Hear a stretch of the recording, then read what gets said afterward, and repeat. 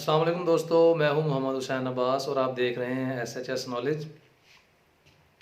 दोस्तों, गुस्सा एक ऐसी चीज़ है कि जब इंसान पर यह तारी होता है तो ना सिर्फ इंसान की जो अपनी तबीयत है, अपने जज्बात हैं, उनको ये मजरूह करता है, बल्कि जिस शख्स के ऊपर आपका गुस्सा जा रहा होता है उसके ऊपर भी आपके बारे में जो फीलिंग्स हैं वो बदल रही होती हैं।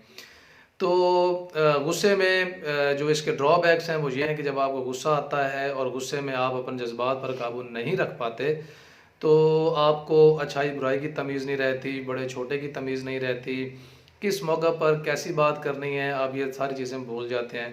तो गुस्सा असल में ये एक शैतानी फितरत की वजह से होता है, जो कि शैतान है वो आपके अंदर एक तरह की एक्साइटमेंट पैदा कर देता है किसी भी बुराई के हवाले से, और उसमें आप जो है वो आउट ऑफ कंट्रोल भी हो सकते हैं। तो सबसे पहले ये है कि इसको रिमूव करने के लिए ज़रूरी है कि हमें सबसे पहले जो जिस सूरत हाल का हम सामना कर रहे होते हैं हम उसको पॉजिटिवली कबूल करें कि परेशानी है, मुश्किल है, कोई भी दिक्कत है किसी भी काम में, किसी शख्स का रवैया आपको बुरा लगता है, किसी शख्स की जो स्टेटमेंट है उससे आपको इख्तलाफ हो सकता है जो कि आपको नागवार गुजरे। तो सबसे पहले तो ये है कि उस सूरत हाल के ऊपर काबू पाने के लिए आपको वो सूरत हाल पॉजिटिवली कबूल करनी चाहिए कि ठीक है, मुझे इसका सामना करना पड़ रहा है, तो मैं इसका क्या हल निकालूं, मैं इसको कैसे रिएक्ट करूं, इसका क्या फीडबैक दूं। तो सबसे पहले अगर आप उस सूरत हाल को कबूल कर लेते हैं तो उसका जवाब देना, फिर आपके उसके लिए पॉलिसी बनाना, प्लान करना, फीडबैक देने के लिए कुछ दिमाग जो है उसके लिए फिर अच्छा सोचने लग जाता है। तो अगर आप उस सूरत हाल को कबूल नहीं करेंगे तो डेफिनेटली फिर आप बहुत ज़्यादा जो है बदतमीज़ी है या लड़ाई है या झगड़ा है या गाली गलौज है, तो उस तरफ भी जो है वो जाने के मतलब के चांसेस हो सकते हैं। तो उस सूरत हाल को कबूल करते हुए एक अच्छा जवाब दे दें। अगर अच्छा जवाब आपके पास नहीं है तो सबसे बेस्ट वे ये है कि आप उस सूरत हाल से किनारा कशी कर लें, आप खामोशी इख्तियार कर लें, वहाँ उस माहौल से दूर हो जाएं थोड़ी देर के लिए, ताकि आप अपने जो नर्व्स हैं उनके ऊपर काबू पा सकें। तो बजाय इसके कि किसी को गलत जवाब देना, बुरा जवाब देना, गाली गलौज करना, लड़ाई करना, इससे अगले बंदे के ऊपर तो जाओ जो भी उसका इफ़ेक्ट पड़ेगा पड़ेगा, लेकिन आपकी जो ज़ाती शख्सियत है वो उससे बहुत ज़्यादा मुतासिर होती है। तो इस चीज़ का थोड़ा सा अगर हम लोग ख्याल कर लें, अपने ऊपर जज्बात पर काबू पा लें, सूरत हाल को समझते हुए हमें अगर उस तरह का फीडबैक दे दें तो हमें अफाका मिल सकता है। दोस्तों, we have started the series of worksheets for noun and types of noun.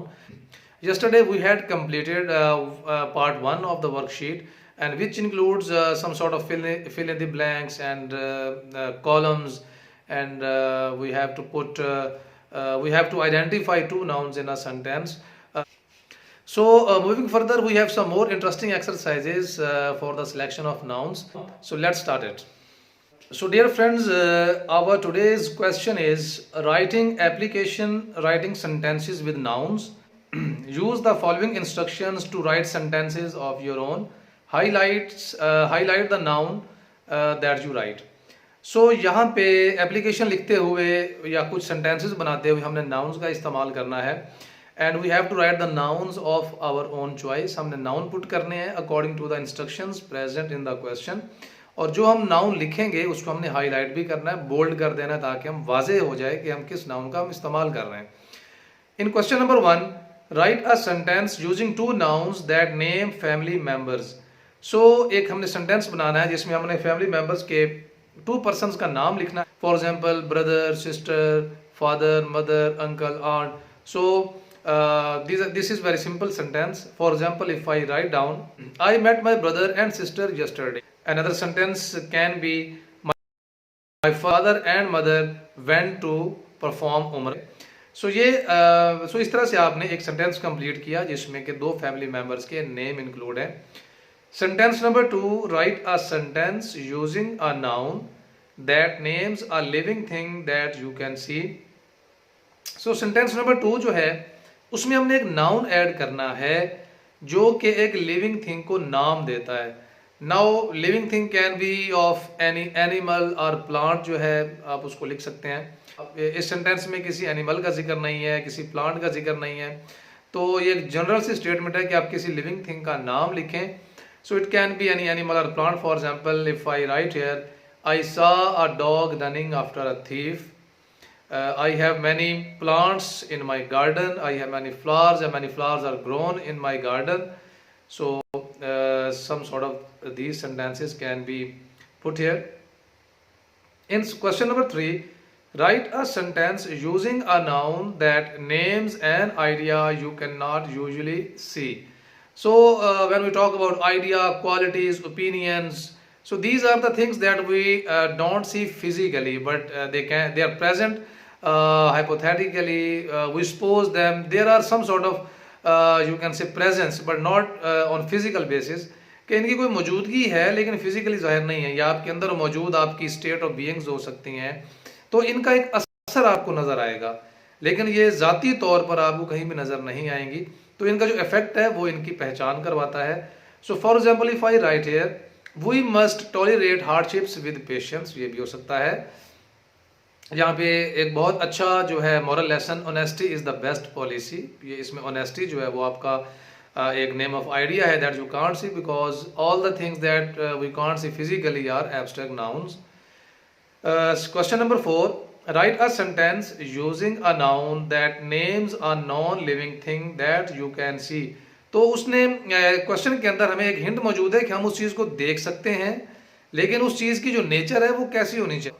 सो इस सेंटेंस के अंदर जो हमें थिंग की बात की जा रही है वो नॉन लिविंग है। Non living objects can be, there are many non living objects in our rooms. For example if I say I put my book on the table, so I am using two nouns, book and table.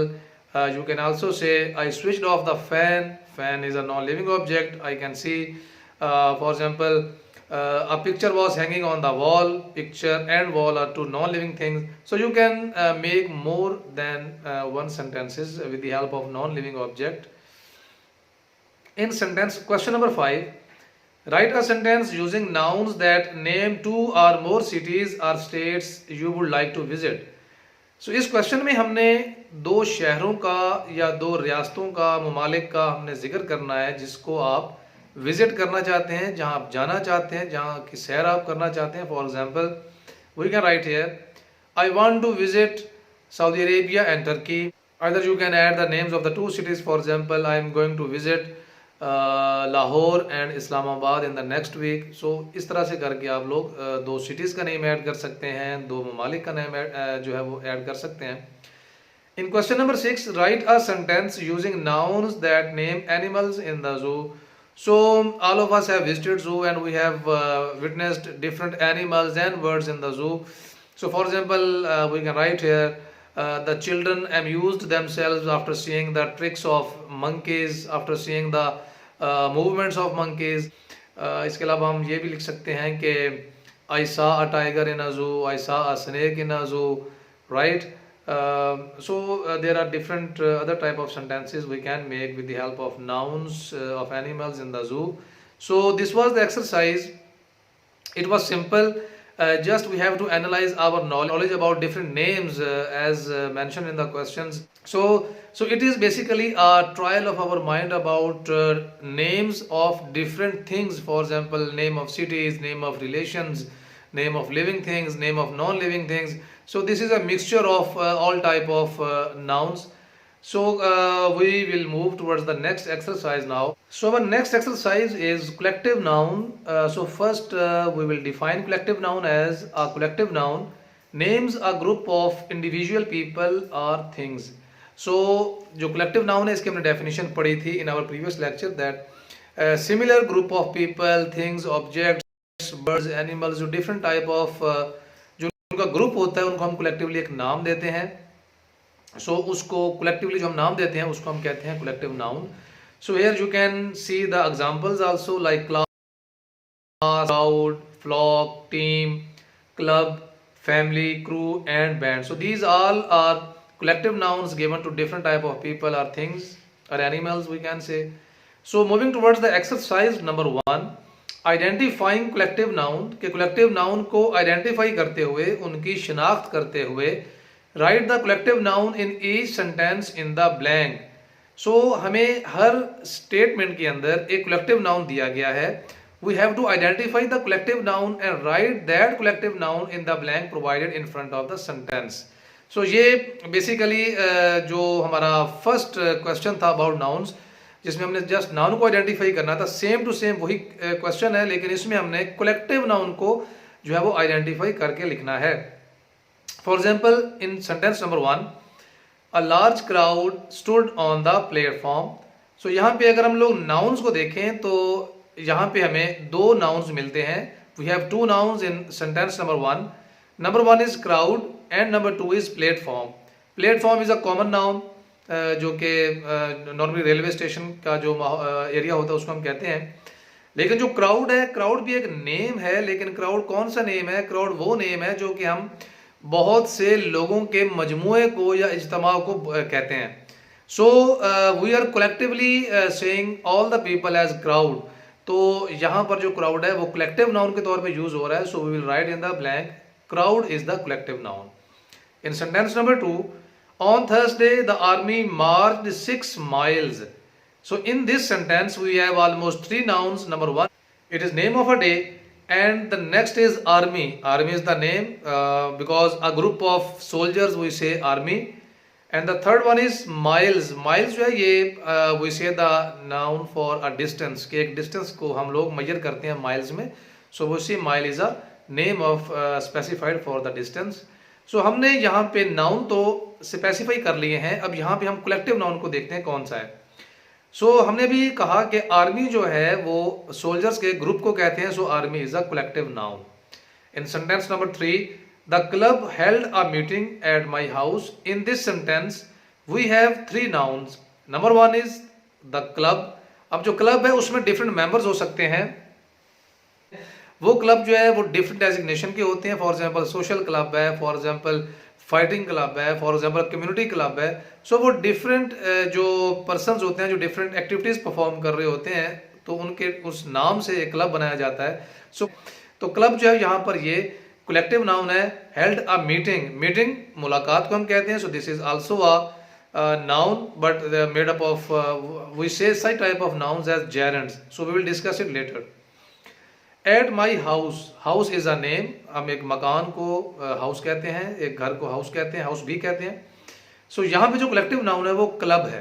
In sentence number 4, our family owns a house in the country.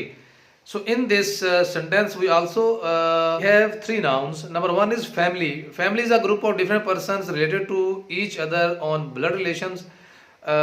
Number 2 is house. House again एक मकान को, एक घर को हम house कहते हैं.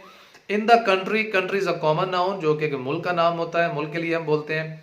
सो यहाँ पे अगर कलेक्टिव नाउन को हम सिलेक्ट करें तो वो फैमिली है. Family is a collective noun. In sentence number 5, a herd of sheep grazed on the hill side. So here we have 3 nouns. Number 1 is herd. Herd किसे कहते हैं? भेड़ों के या परिंदों के बहुत ज्यादा जो मेजोरिटी होती है उनके उस मजमुए को हम लोग हर्ड कहते हैं. herd of sheep or herd of birds. So a herd of sheep grazed. Now sheep जो है ये भी एक नाउन है जो कि कॉमनली एक स्पेसिफिक जानवर को कहा जाता है. sheep भेड़ जिसे हम कहते हैं. हिल साइड पहाड़ी वाली साइड पे, तो हिल साइड जो है वो भी एक नाउन है. So to identify the collective noun a herd of sheep, so herd is a collective noun. In sentence number 6, the orchestra tuned up before the concert. So here we have 2 nouns, the orchestra and the second noun is concert. Concert जो है वो आपका एक event है जो कि आप music जहाँ पे होता है, सिंगर्स होते हैं, बहुत से पीपल होते हैं, तो वो एक तरह का इवेंट का नेम है. और ऑर्केस्ट्रा जो है ये this is the collection of all the different bands जो कि म्यूजिशियंस होते हैं, जो कि वहाँ पे गाना गा रहे होते हैं, म्यूजिक बजा रहे होते हैं, उनको कलेक्टिवली जो है वो ऑर्केस्ट्रा हम कहते हैं. सो ऑर्केस्ट्रा जो है ये कलेक्टिव नाउन है. In sentence number 7, Mister Ferguson spoke to our class. Mister Ferguson is a proper noun of a person, so it is also a noun. Our class, so class is also a noun, but class जो है that is collectively called all the students. हम तमाम बच्चों को collectively एक class का नाम देते हैं. सो class is a collective noun. In sentence number 8, Gretchen is the president of our committee. So Gretchen is the name of a proper person. It is a noun. It is a proper noun.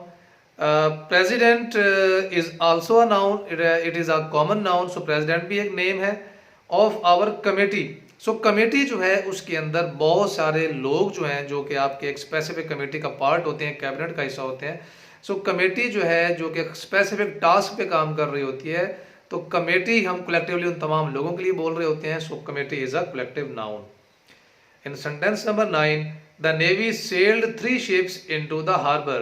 So we have 3 nouns here. Number 1 is the Navy, number 2 is ships and number 3 is harbor.